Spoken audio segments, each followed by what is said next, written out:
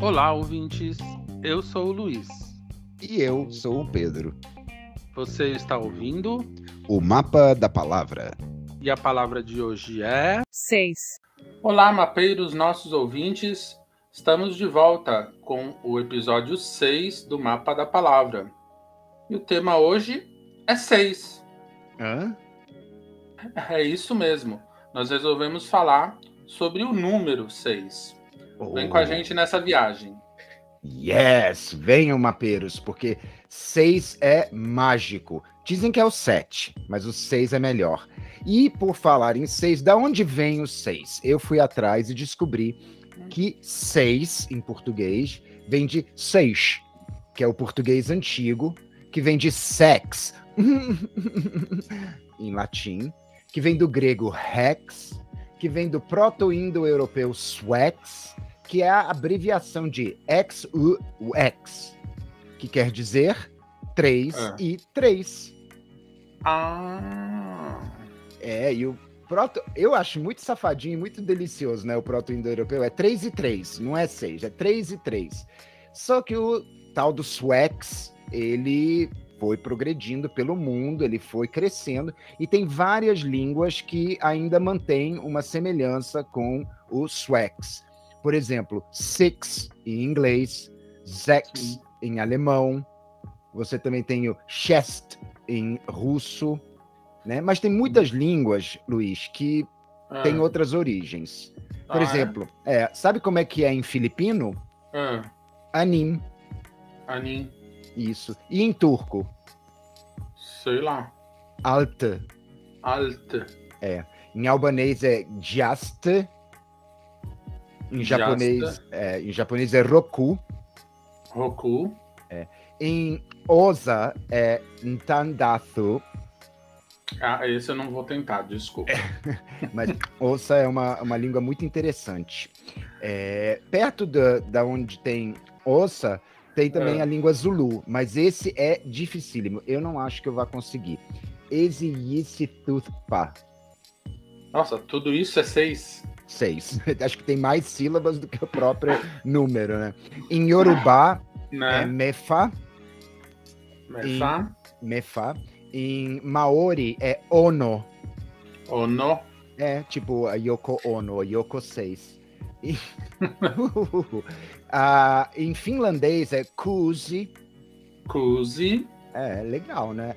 Em chinês é Liu. E, finalmente, em árabe é Sita. Sita. Então, esses são mais do que 6 maneiras de falar 6. Que legal. Uhum. E eu fui pesquisar uma outra maneira que usa o número 6 de uma maneira inteligente para trazer a informação, a notícia, o divertimento para pessoas que não podem enxergar. Olha. Fui pesquisar sobre a linguagem de Braille. E qual é a relação? Cegos. Qual é a relação do 6 com o Braille? Se você for olhar um texto em Braille, cada letra ou cada caractere no texto é representado por 6 pontos de preenchimento, que podem estar preenchidos ou não, e que geram até 64 combinações possíveis. Sim, então... Sendo preenchidos ou não. Então, cada um deles representa uma letra ou um número, com a letra com acentuação, às vezes, que barato. Em números. E as pessoas com mais prática, por exemplo, conseguem ler até 200 palavras por minuto, só na nossa. mão.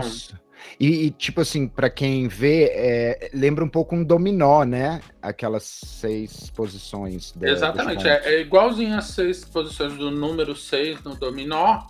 Olha. Só que elas estão ou preenchidas ou não. Então é tipo ou sim ou não. Para cada uma delas, você multiplicando, você vai ter até 64 combinações de letras para representar cada letra e número. Que barato.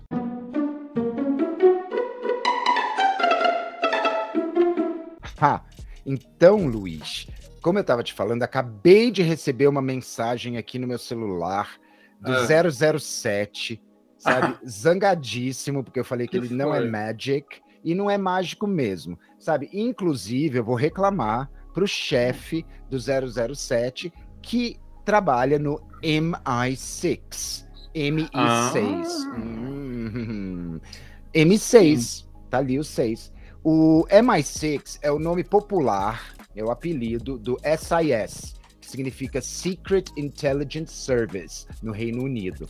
E ele ganhou esse apelido, é muito legal a historinha, porque o antigo nome dele era Military Intelligence Section 6, que foi fundado em 1909, e esse nome mesmo, SIS, só foi dado na época da Primeira Guerra Mundial, porque haviam várias seções. Então você tinha MI1, MI2, que era Military Intelligence para as várias áreas que estavam envolvidas na guerra, e a MI6 era da inteligência internacional, com os espiões, comandando códigos e seduzindo e sendo seduzidos, e toda aquela...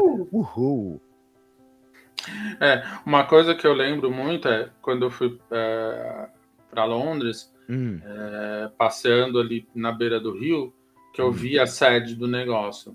Você imagina, o serviço de inteligência, serviço secreto britânico, o prédio é na beira do rio Tâmisa. Não, já tá ali, né? Assim, tipo, E é feio.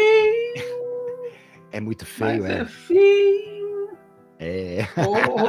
Ainda bem que num desses outros filmes do 007, não sei se eles vão dar recomeçar agora, mas explodiu, né, o MI6. Olha, então foi bem feito, né? Porque foi bem feito, porque olha, é feio. Mas era feio discreto, pelo menos? Não, enorme, um treco assim, não uma entradinha pequenininha e o prédio é meio escondido, não, é um negócio gigante, grande. Tipo hotel de Las Vegas. Aparecido. Bom serviço secreto, né? Bom, mas os fatos reais que a galera sabe sobre o MI6 são ainda mais absurdos e divertidos do que os filmes do James Bond, apesar de não ter explodido. Mas assim, por exemplo, eles treinavam os espiões para escrever com sêmen, para substituir tinta invisível, né? Eu só fico imaginando como é que as espiãs fariam, né?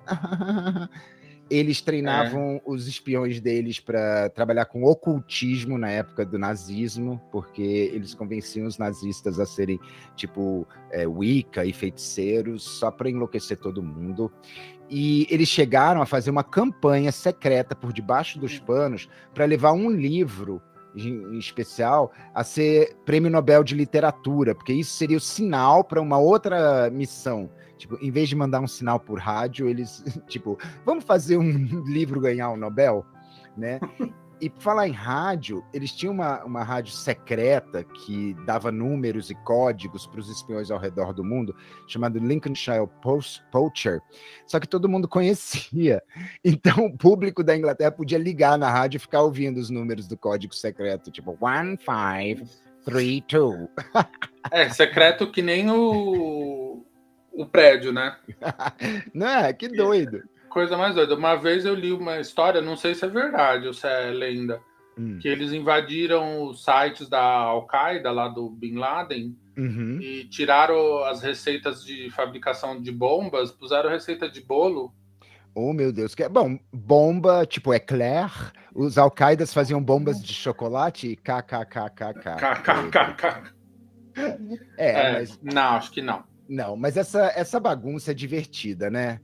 Acho engraçado, eu acho múltipla, eu acho diversa, mas vamos falar de diversidade, porque tem um número 6 envolvido na diversidade, que é um barato, e eu acho que todo mundo vai ficar impressionado. Eu vou falar sobre a bandeira do orgulho gay, que é o primeiro nome, mas na verdade, hoje em dia conhecida como a bandeira do orgulho LGBTQIAP+, né? E você sabia, Luiz, que ela não é uma coisa espontânea e natural? Não? Como é que surgiu? Ela surgiu porque o cineasta Arthur J. Bresson em 1978, ele encomendou a Gilbert Baker, que era um designer e costureiro e arquiteto, sabe aquele faz tudo das artes? Uhum. Que bolasse com ele um novo símbolo para uma nova era.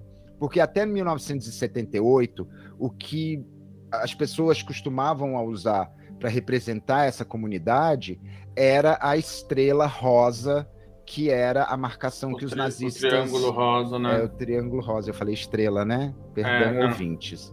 Né? É porque me emociona, tá? Então, essa mensagem era muito triste, era muito dark. E a partir de 78, né? 78, os anos 70 sempre foram uma coisa mais viva, colorida, hippie, até para lutar contra todo o fascismo e toda a Guerra Fria que estava. Então, nessa encomenda, né, o Gilbert Baker pensou e foi bolando a bandeira. Só que tem uns twists aí bem legais. A primeira bandeira, a que foi desenhada pelo Gilbert Baker, não tinha 6 nem 7 cores. O arco-íris não tinha 6 nem 7 cores. Eram 8 cores. Nossa. E tem um twist ainda mais legal, assim, que eu acho interessante, né? E não tô querendo ser político. Hoje em dia se identificam cores com grupos dentro, né? Grupos identitários dentro da grande comunidade. Mas a original, e no site do Gilbert Baker, você pode procurar, cada cor tinha um outro significado, que era um significado da vida da pessoa LGBTQIAP, né? Por exemplo, eu não sei, eu não tô aqui com todas as listas, mas ó, esses eram os itens: sexo, vida, cura, luz do sol, natureza, magia / arte, serenidade e espírito. Que legal. Né? Muito interessante.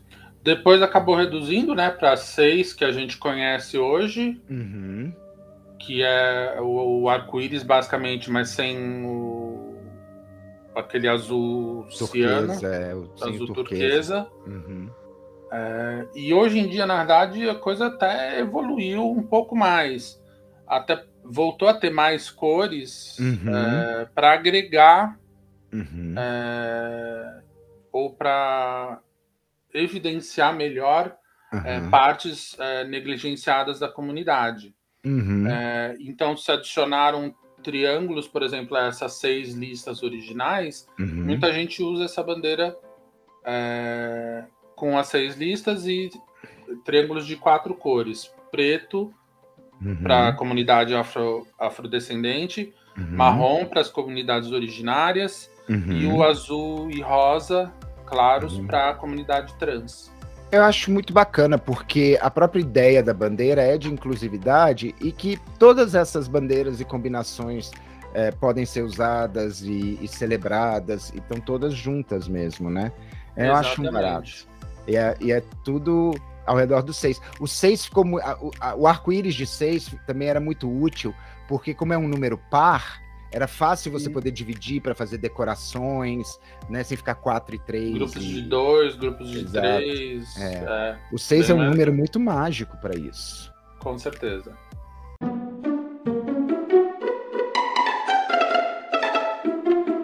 Mas, Luiz, eu queria entender uma coisa. Por que a gente está tão vibrado aqui no número 6? Por que a gente está olhando tanto para o 6?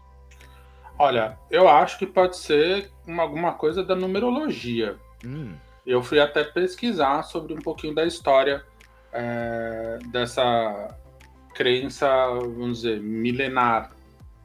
E milenar mesmo, porque começou como vários aspectos de culturas antigas, da Babilônia, da época de Pitágoras, da época de Alexandria, lá no Egito, da Cabala dos hebreus, do cristianismo místico e do gnosticismo mais antigos, dos Vedas indianos em sânscrito, dos livros do ciclo dos mortos na China, do ritual dos mortos no Egito. Então ele pega várias culturas. A numerologia está espalhada por tudo isso. Uau! E aí vão acontecendo obras sobre os números, intelectuais escrevem sobre a numerologia, o poder dos números e tudo mais. Teve coisa de Santo Agostinho, por exemplo. Olha, eu pensei que eles não gostavam, assim, achavam que isso era magia negra ou alguma coisa assim. Foi considerado depois de 325 depois de Cristo, no primeiro concílio de Nicéia, foi considerado uma crença não aprovada, junto com a astrologia, por exemplo. Olha só, quer dizer que antes podia. Antes era tudo junto e misturado lá. Que coisa. Já bem mais tarde, no século XVII, Thomas Brown escreveu uma obra chamada Garden of Cyrus, que tentava relacionar o número 5, especificamente, com o padrão quincunte, o padrão do pentágono, nas artes, nos desenhos e na botânica. Mas aí era místico ainda ou era tipo... Eram as duas coisas, era uma mistura das ciências com as relações com o número que ele ainda não sabia como explicar. Entendi. Depois, mais tarde, uma intelectual chamada Daubalias combinou o trabalho do Pitágoras lá de trás com referências da Bíblia. E já no nosso século XX, que foi ontem, logo ali, um intelectual chamado Juno Jordan fez uma obra chamada Pythagorean, que é a base do método pitagórico, que é o mais usado hoje em dia na numerologia, que é centrado em 3 pilares: em calcular o número referente ao seu nome, que é um reflexo do seu eu, o número relacionado ao seu nascimento, que é o seu caminho de vida, e o número relacionado à sua assinatura, ao nome que você adota, se você muda. Sabe aquelas pessoas, às vezes famosas, que põem uma letra a mais, tiram uma letra? Essa é a assinatura, é o seu eu social. Então eu vou aproveitar que estamos aqui com o nosso público maravilhoso do Mapa da Palavra para chamarmos aqui a deliciosa presença do Senhor 6. Aplausos! Oi, pessoal! Número 6, por favor, me fale a sua assinatura. Eu sou o número 6, liberdade e sensibilidade. Número 6, um símbolo. 2 triângulos opostos. Um planeta. Vênus. Uma cor. Todas as nuances do azul. Um elemento. O ar. Metal. Pra mim pode ser o cobre. E pedras. Aí eu fico indecisa. Pode ser esmeralda, pode ser safira, pode ser até turquesa. Um perfume. Adoro perfume de canela. Características positivas por você mesmo, 6. Olha, eu sou assim, conciliador, generoso, sou estável, sou bem idealista, sou preocupado com o lar, com a comunidade. Sou companheiro, tenho bastante equilíbrio e penso muito na justiça. Agora, 6. Quais são as suas características negativas? Olha para a câmera e diga para o nosso público. Às vezes eu acho que eu me acomodo demais, viu? Fico, sabe, com aquela coisa meio acomodada, ou então com aquele espírito de Marte, tudo eu, ou sofredor. Eu não sou muito bom também com essa coisa de casamento, sabe? O negócio pode complicar se a pessoa não souber lidar comigo. Os instas de fofoca concordam. Com essa coisa de ficar cobranças excessivas, ciúmes e tal, não é muito legal de mim, não, infelizmente. E também tem aquela coisa, sabe, aquele ressentimento, aquela magoazinha que a gente guarda, às vezes. Todo mundo guarda um pouquinho, mas às vezes comigo guarda um pouquinho mais. E por causa disso, às vezes eu dou, sabe, aquelas viajadas, assim, fica meio difícil em centrar na realidade. Às vezes acontece, né? Mas todo mundo é assim. Isso, mas diga aqui para os nossos ouvintes, qual é seu signo? Eu sou do signo de Virgem. Menino! Então, conte para todos nós o que quer dizer o signo de Virgem. Bom, o signo de Virgem é o 6º signo do zodíaco. Uhum. E tem uma frase do Pitágoras, inclusive, de novo, né? Que é um dos pais da numerologia, que fala que com organização e tempo acha-se o segredo para fazer tudo e bem feito. Essa é a frase marcante para os virginianos. Me fala mais dos virginianos. Eu conheço um virginiano, mas enfim, me diga. Olha, nosso elemento principal é a Terra. O nosso planeta é Mercúrio, que rege os pensamentos e a parte de dialética. Certo. E a palavra-chave do virginiano é eficiência. Nossa, que barato, adorei nossa entrevista, mas eu tenho uma última perguntinha para você. Quando você falou em símbolo, você falou em 2 triângulos opostos, mas existem outros símbolos, né, com 2 triângulos. Aí eu, assim, fiquei lembrando. Me fala mais da estrela de Davi. Olha, a estrela de Davi, de acordo com a tradição judaica, o símbolo era desenhado e encravado sobre os escudos dos guerreiros do exército do rei Davi. E o nome de Davi era escrito com 3 letras do alfabeto fenício. 2 delas, a letra Dalet, a letra Dalet era repetida 2 vezes, né? A letra Dalet tinha uma forma triangular.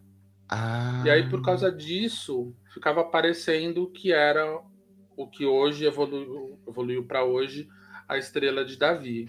Mas se ela era fenícia, como é que ela se juntou? Como é que foi parar ali com os judeus? Então, ela apareceu primeiro ligada aos judeus na Era do Bronze, lá no século IV a.C., bem lá atrás. E o primeiro testemunho no judaísmo mesmo é do século XII só. Nossa, um tempão, né? A identificação mais efetiva aconteceu só na Idade Média. Ok. E a aprovação da bandeira do recém-criado Estado de Israel aconteceu em outubro de 1948. Nossa. Que é ontem. Historicamente pelo tempo, historicamente é ontem. Nossa, muito obrigado por essa entrevista, número 6. Arrasou e todo mundo agora sabe mais da sua vida. Muito obrigado.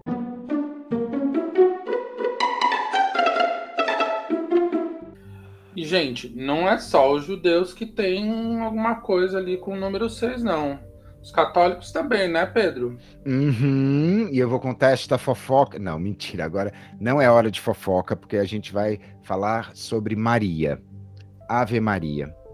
Os católicos praticantes mesmo, aqueles que realmente praticam a sua religião, eles têm o hábito, né, de parar tudo e observar o horário das 6 da tarde para Ave Maria, que é inclusive chamado informalmente de a hora da Ave Maria.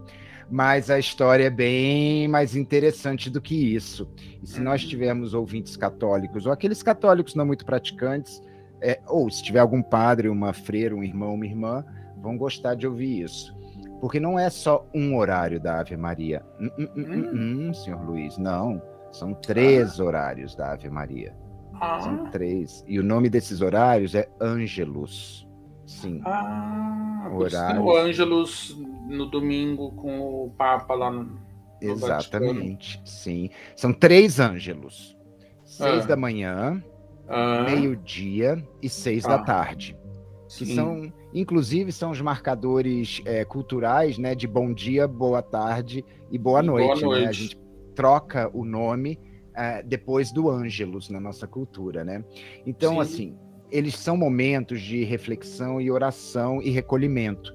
Muito similar ao que o praticante dedicado do islamismo faz com seus 5 horários para reza em direção a Meca, né? Então, o catolicismo, como ele for, assim, o catolicismo praticado, ele também vai ter esses momentos de reflexão e oração. O da manhã é para oferecer os trabalhos do dia em gratidão à decisão dele encarnar o seu filho. Então, Sim. eu dedico o meu dia, o meu trabalho a esse Deus que nos deu o Filho. O do meio-dia é para agradecer à Virgem Maria o consentimento dela para gerar o Filho de Deus, porque muita gente não lembra, ou não é muito comum dizerem, mas ela foi consultada se ela queria ter Jesus. Ela não foi assim, né, que nem Zeus fazia lá com as outras. E o do meio da tarde, né, o das 6 horas, é para agradecer esse dia que passou, pedir perdão pelos pecados que eventualmente tenham sido cometidos durante o dia, e para recomendar a alma, para ela ser protegida para o baque da noite. Porque essas tradições elas surgem numa época que não tinha luz elétrica, não tinha vida noturna, né? A noite era um grande mistério. Onde os diabos, os demônios apareceriam e fariam muita tentação, onde tinha festa, né? Então, eu acho que faz tanto sentido, né? Faz muito sentido para mim que tenha tido esse tipo de desenvolvimento. Então, às 6 horas da tarde, que é a que a gente ainda chama da hora da Ave Maria, é o Ângelus, e é uma tradição legal do catolicismo. Eu fiquei pensando, enquanto você falava, num outro número 6, que talvez tivesse a ver com religião. Não sei se você pesquisou alguma coisa. Você sabe de onde vem o 666? Ah, claro! Você acha que eu ia deixar passar? Né? Se a gente fala de Virgem Maria, a gente também tem que considerar. É porque ele, na verdade, é um número meio maldito, mas não é culpa dele, tadinho. Primeiro, o número 666, 666, ele é um número em si já muito curioso. Primeiro, você sabia que ele é a soma dos 36 primeiros números em sequência? Se você somar 1 mais 2 mais 3 mais 4 mais 5 até 36, você vai ter 666. E 36, que é o limite, é 6 ao quadrado, que é 6 vezes 6. Então, olha o 6 aí dando baile. O 666 também é a soma dos quadrados dos 7 primeiros números primos. Você pega os números primos que não podem ser divididos, não sei o quê, bota o quadrado, 666.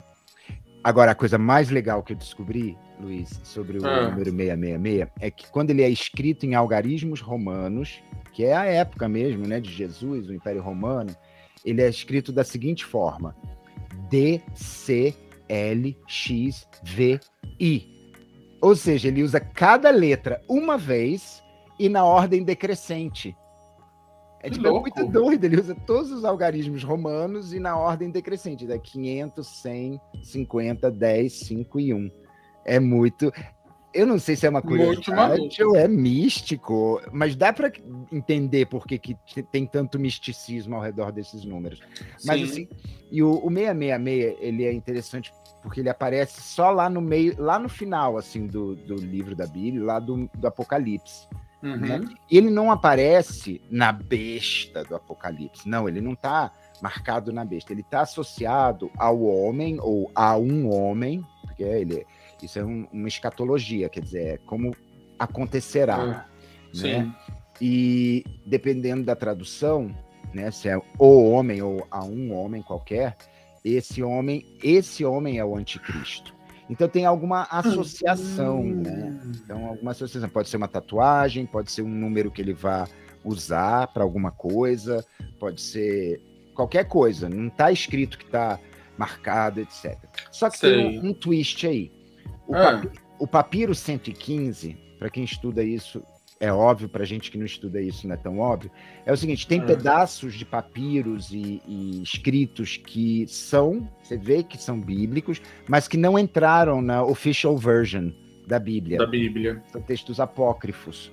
E o papiro 115, que é um texto da época, o número não é 666, é 616. Então, isso é uma coisa que está sendo investigada. Agora, tem um twist ainda melhor, porque nem tudo que tem a ver com 666 é do mal ou do anticristo.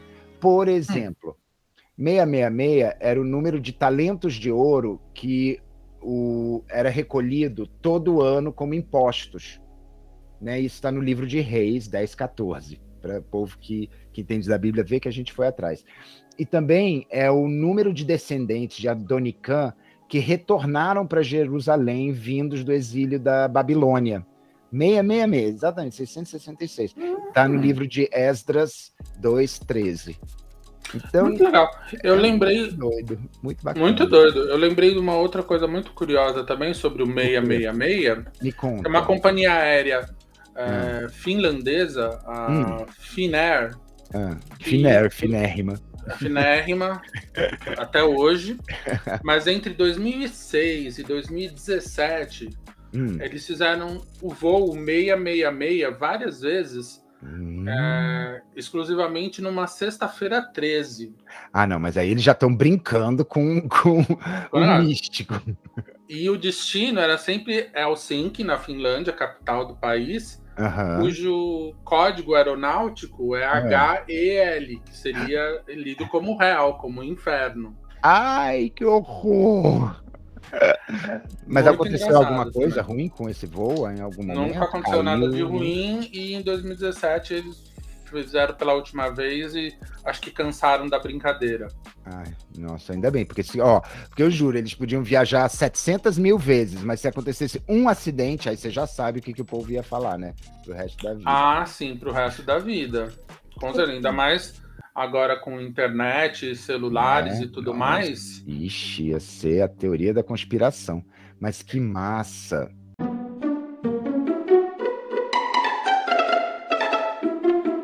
Enquanto o 6 tá espalhado por vários assuntos na nossa vida, um assunto que não tem muita coisa, por exemplo, é o esporte, por exemplo, sabia? Não, não tem um monte de esporte que tem 6 jogadores ou 6 praticantes, assim, em quadra? Fui pesquisar dos esportes olímpicos, paralímpicos, esportes principais que existem, mais praticados no mundo. Eu só encontrei, por exemplo, vôlei, que tem sempre 6 em quadra de cada lado, e o hóquei no gelo, que também tem 6 em cada time, goleiro e mais 5 na linha.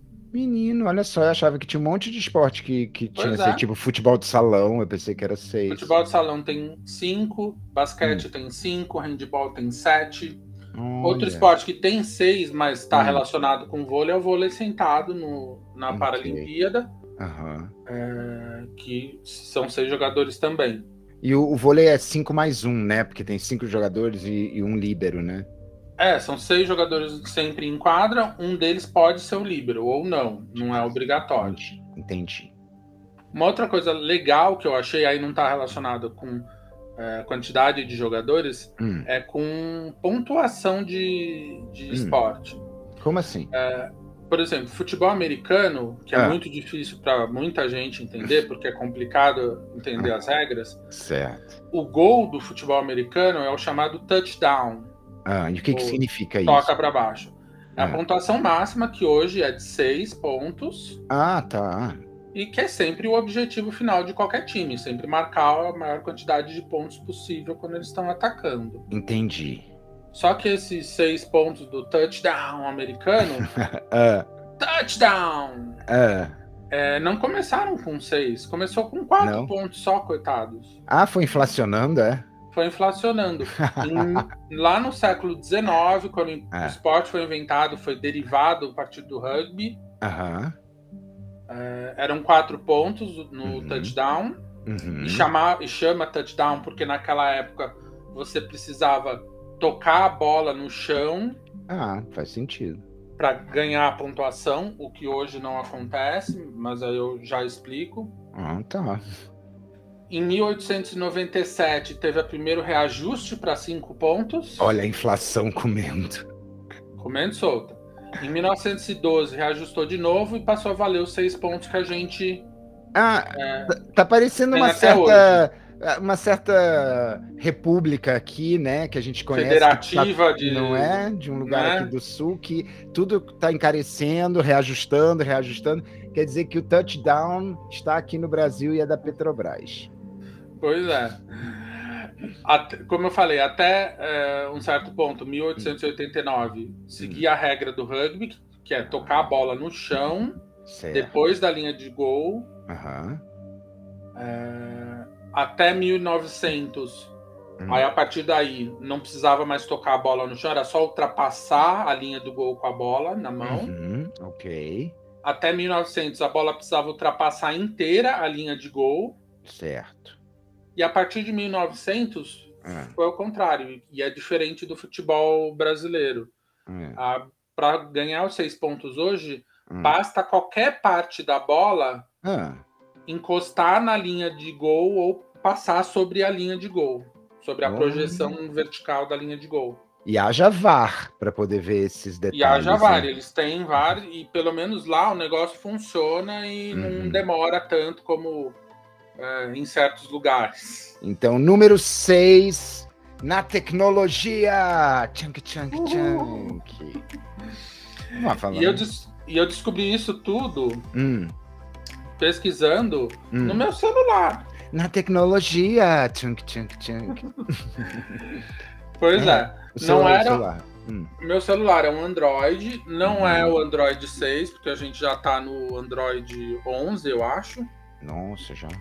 Mas o Android 6 lá atrás, em 2015, faz 6 anos que saiu a versão 6 do Android, tinha duas tecnologias bem importantes que hoje já estão bem alastradas por quase todos os celulares. Primeiro era o leitor de digitais.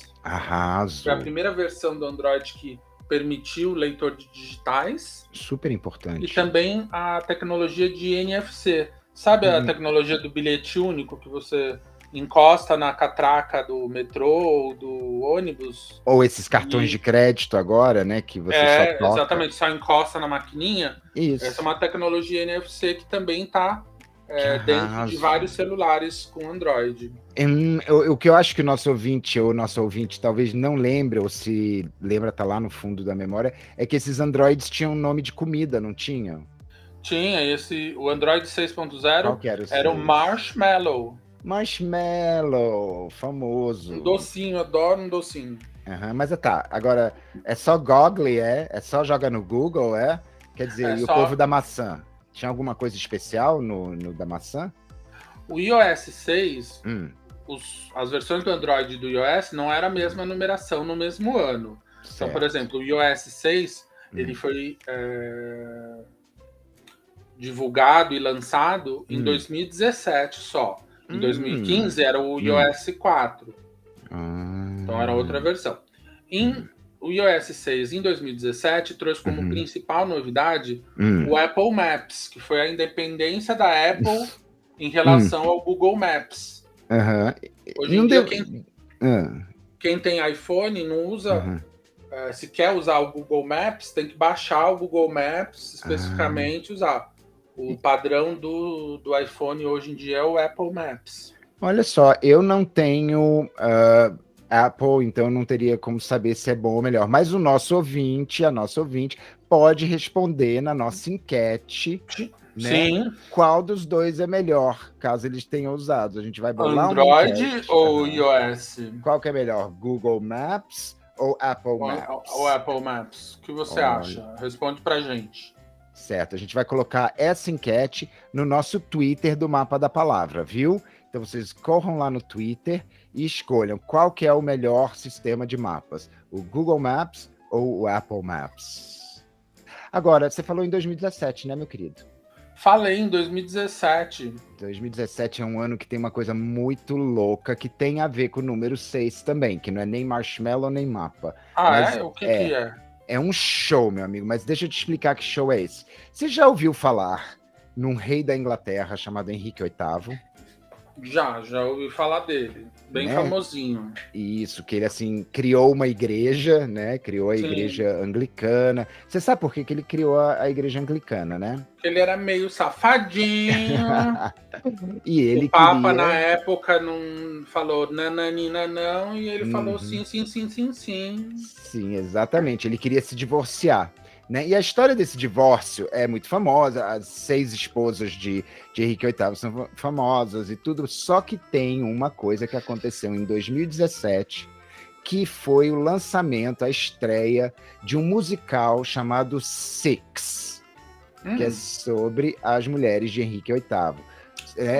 É muito legal. É um musical contemporâneo, totalmente escrito. Então é libreto, enredo, tudo, música, pela dupla Toby Marlowe e Lucy Moss. E eles contam as histórias das 6 esposas do Henrique VIII. Mas olha o twist, lá vem o twist. Nos dias de hoje. Então as 6, meu querido, as 6 cantam as suas histórias, assim como se elas estivessem numa seleção para musical, ou para uma banda, aliás, né? Uma banda de rock pop. Então, o musical inteiro é cada uma delas fazendo teste para banda de rock pop. Que legal. Só que tem mais um twist aí, querido. Que mais? Cada uma das esposas é baseada em um amálgama de várias pop stars contemporâneas. Por exemplo, quem você acha que é a Catarina de Aragão? Não faço ideia. Ela é um mix da Beyoncé, da época Lemonade, com a Jennifer Lopez e a Jennifer Hudson.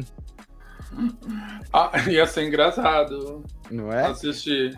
Deve e ser a bem Ana legal. Bolena?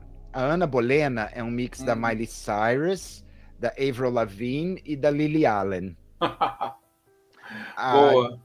Agora vem a dramática. A Jane Seymour é um mix de Adele, Rihanna, Sia e Celine Dion. E ela só canta uma balada. Tá. Música lenta. A Anne of Cleves, ela é a durona. Ela é uma mix da Nicki Minaj, da Charli XCX, da Iggy Azalea e da Lorde. Aí tem a mais fofa, que é a Catherine Howard, que é um mix da Ariana Grande com a Britney Spears. Nossa, ia sair bem legal essa. Isso. Aí tem a intelectual mais misteriosa, que é a Catherine Parr, que ela é uma mix da Emily Sandé e da Alicia Keys. Que engraçado. Muito bacana, né? Deu vontade de assistir. Exato. Tem uns trechos no YouTube, então é só procurar Six Musical. E se der muitos resultados, você bota Six Musical Henry VIII, né? Henrique VIII. Henrique VIII para assistir. Isso, aí estreou em 2017, já teve 3 montagens até agora, e todas as montagens foram premiadas, desde a primeira, que era quase amadora, ganhou dos musicais amadores, depois uma off-Broadway, depois uma Broadway. Então é bem legal, e eu espero que as pessoas deem uma procuradinha, porque a ideia eu acho muito legal. Espetacular, muito legal.